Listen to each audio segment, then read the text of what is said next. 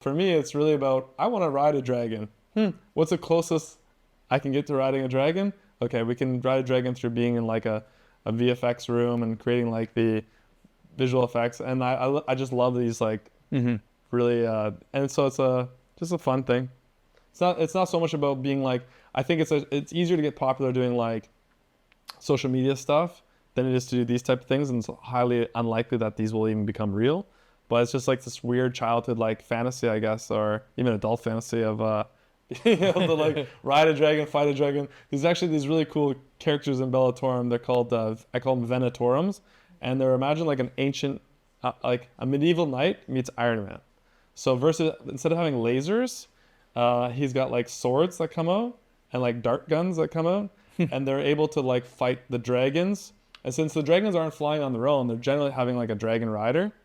I don't know. I just like when universes sort of make sense. Like we have these other characters called Luxors, and these Luxors are kind of like angels meets avatars. And one of the things that always bothered me when you see like angels in like fantasy movies, their wings. It is just sitting there, wing like you gotta go through a door and you gotta like turn around like this and go through the door, and your wings are just sort of awkward. So I'm like, the wings should pop in and out of the back, sprout.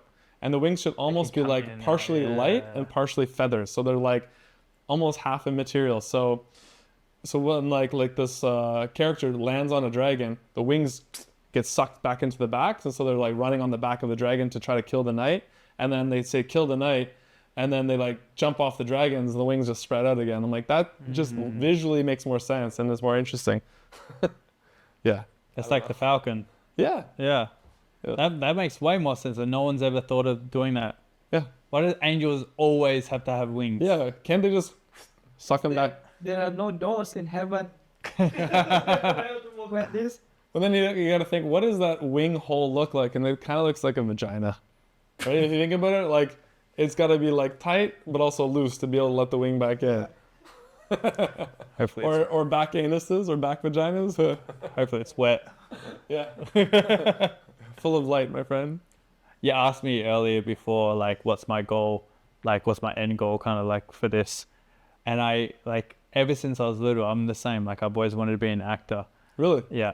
And, can I get a face for that? I actually got a character that you look similar to. Yeah. And I've got a director. So he's early 20s, is from Western Australia. He's won a ton of awards for indie movies, and now he's gone over to LA and he's in one of the best schools there. Amazing. Very well connected, like in WA, but he's just gone to go there extend.